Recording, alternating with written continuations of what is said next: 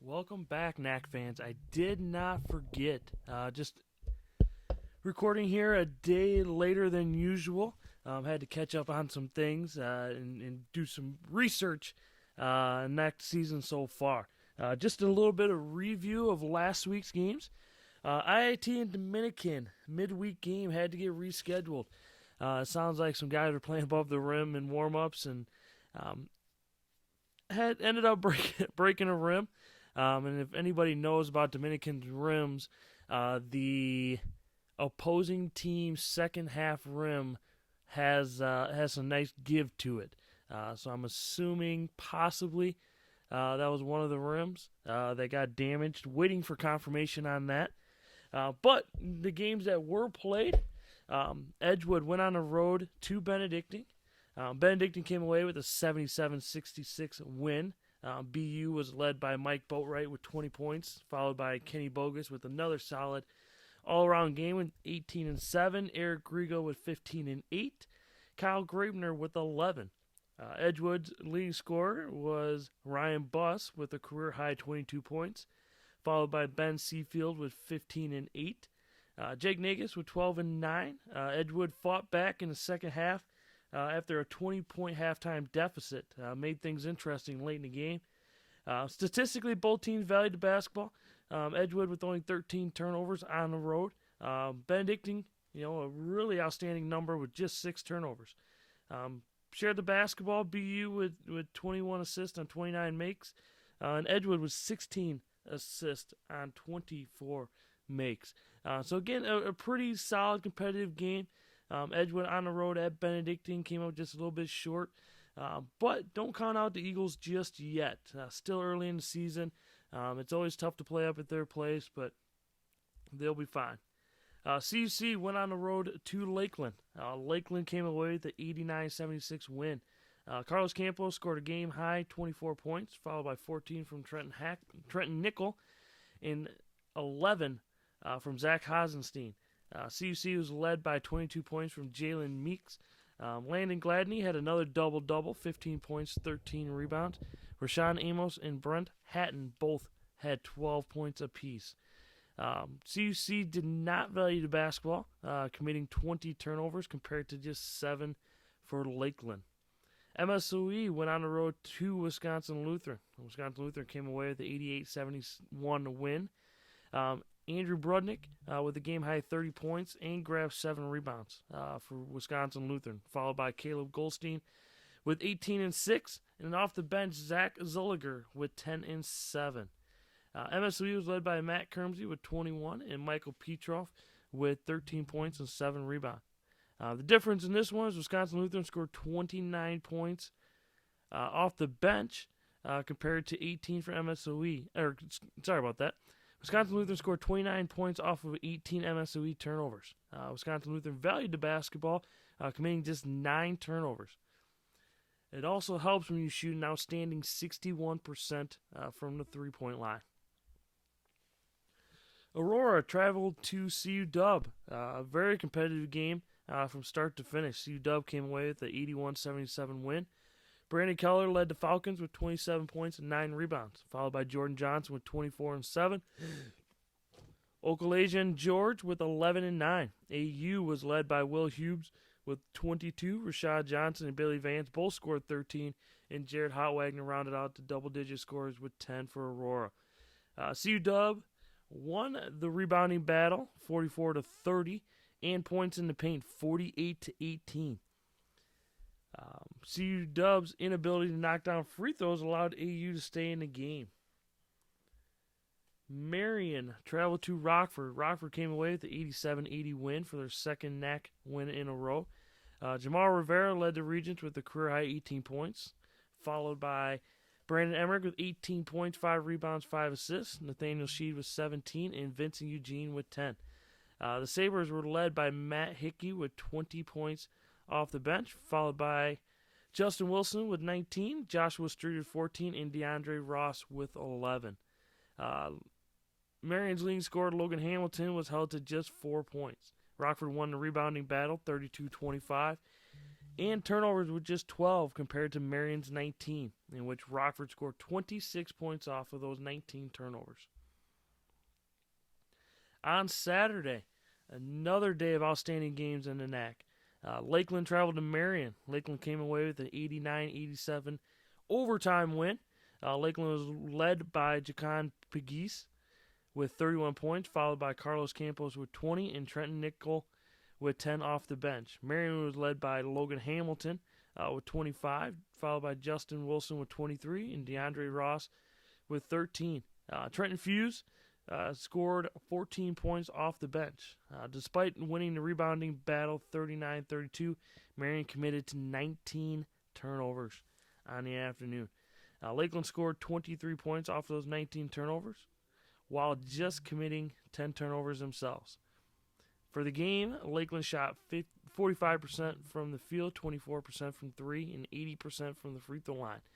Marion shot the ball pretty well from the field, 52% from the field, 36% from three, but hurt themselves with 54% from the free throw line. Dominican traveled to Benedictine. Benedictine came away with a 74-63 win. BU was led by Eric Grigo with 28 points and 9 rebounds, Michael Boatwright with 14 points, Kyle Gravener with 12, and Kenny Bogus grabbed a game-high 15 rebounds. Dominican was led by KJ Redfield with 16 points off the bench, and Jackson Smith with 11. DU shot 41% from the field, 29% from three, and 60% from the free throw line.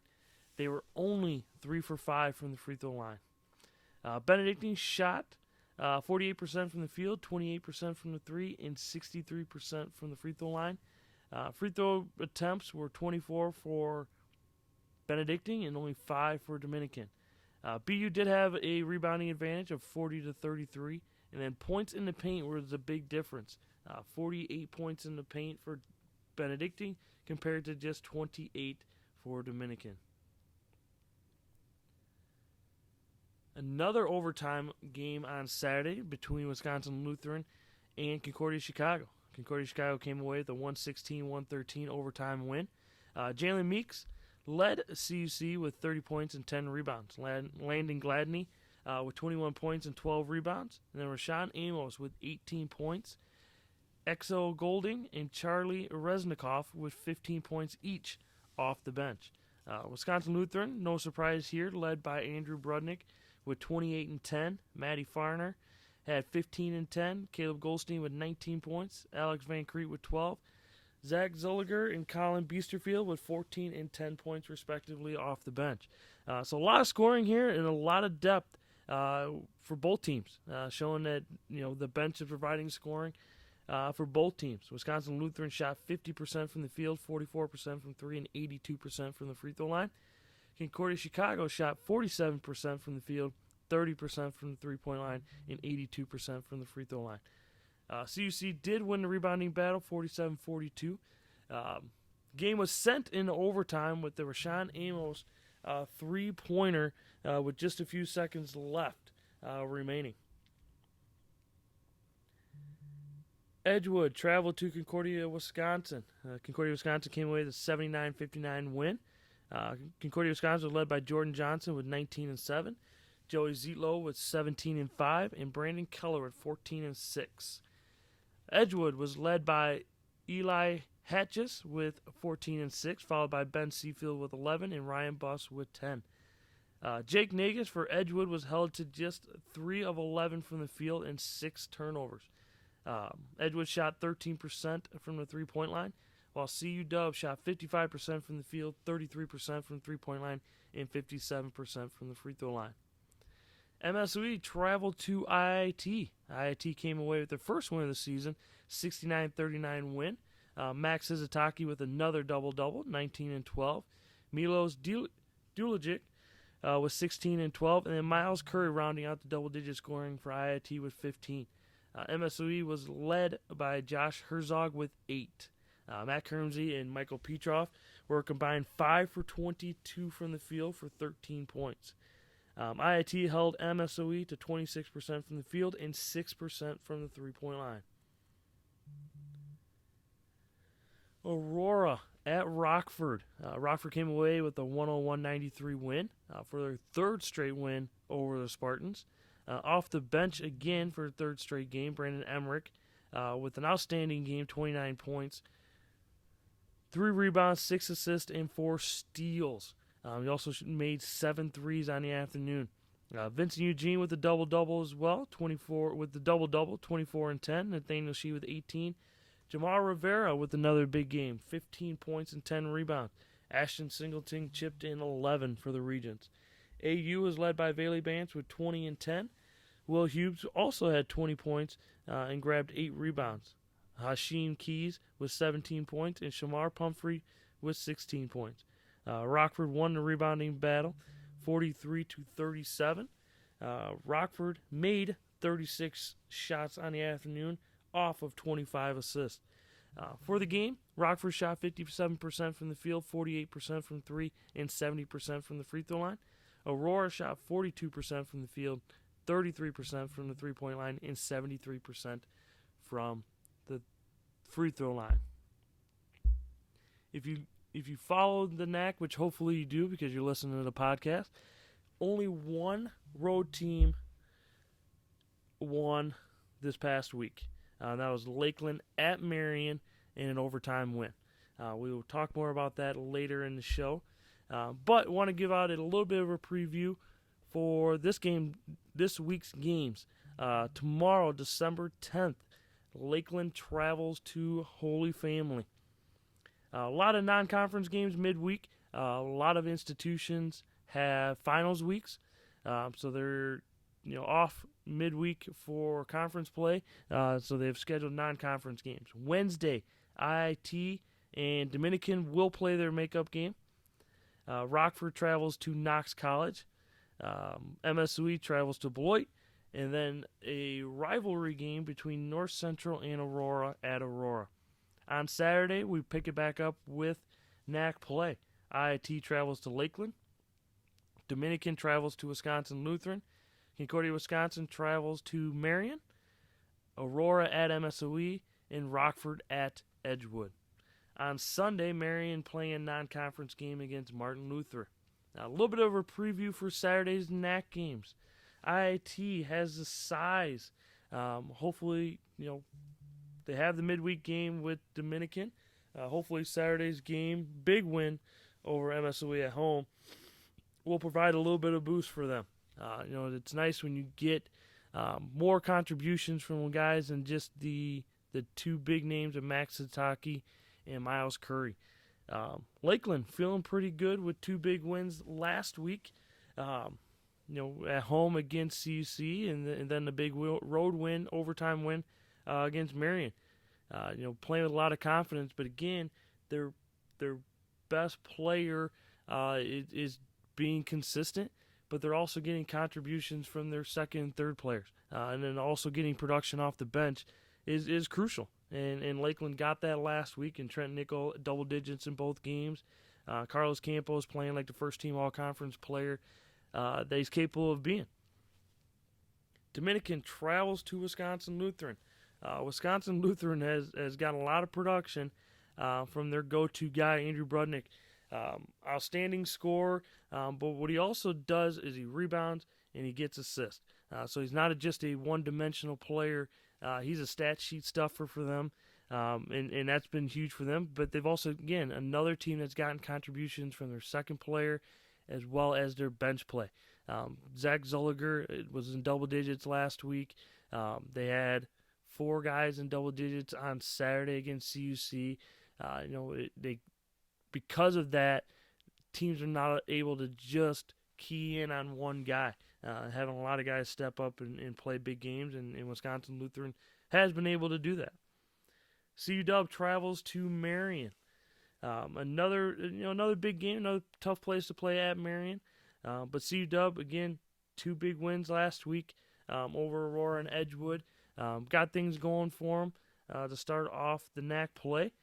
So they're playing with a lot of confidence right now, and again getting a lot of contributions from a lot of guys. Jordan Johnson is probably their go-to guy, but they got a lot of contributions from different guys. Joey Zietlow with a big game, Okalaja George with a big game for him last week. Um, Brandon Keller with the big game of 27-9 against Aurora. So they're getting contributions from a lot of guys, which again has allowed them to be successful and allowed them to come away with 2 big wins last week. Marion got some great scores, and the biggest thing is can they get consistency from Logan Hamilton? Some of it is just off night shooting it. Some nights is he's been in foul trouble like he was at Rockford. Not sure exactly what all happened in the Lakeland game. I'd seen the box score that DeAndre Ross had 2 technicals, so not sure where he stands with the games for this week. Aurora at MSOE. Aurora, tough week last week, 0-2.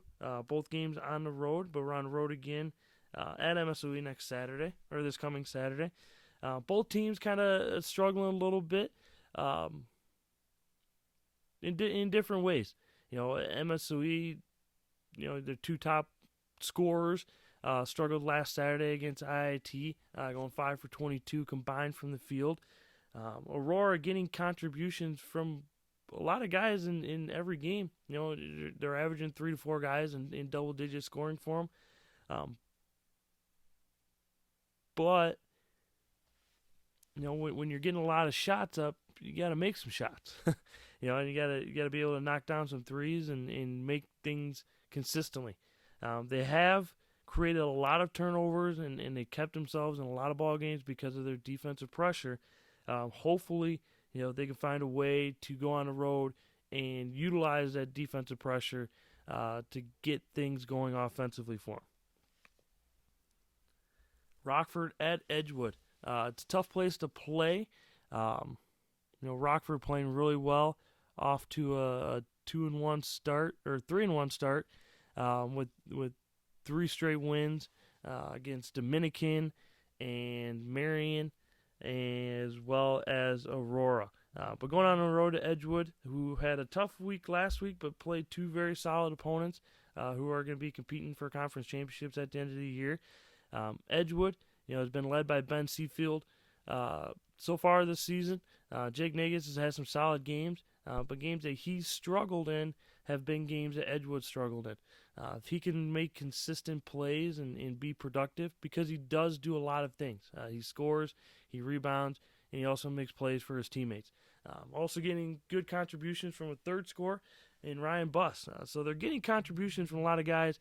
It's just can they consistently get it from all 3 guys, with their big one being Jake Negus, who, there's a reason he's a first-team all-conference player, averaging over 18 points as a sophomore last year. Playing well this year, but just a little bit of inconsistency, and hopefully, he can show up on Saturday along with Ben Seafield and Ryan Buss. For Rockford, Brandon Emmerich, a huge week last week for him. Averaged 6 steals. It's funny now watching games, and he consistently steals the inbound pass after made baskets, and it's it's a big energy play for Rockford, and it's a big energy play for him, and he had at least 3 or 4 last week in the 2 games. But they're also getting, again, another team getting contributions from a lot of different guys. Vincent Eugene had a double-double. Jamar Rivera almost averaged a double-double last week. Nathaniel Sheet has been a consistent scorer for him all year. It's tough when you don't have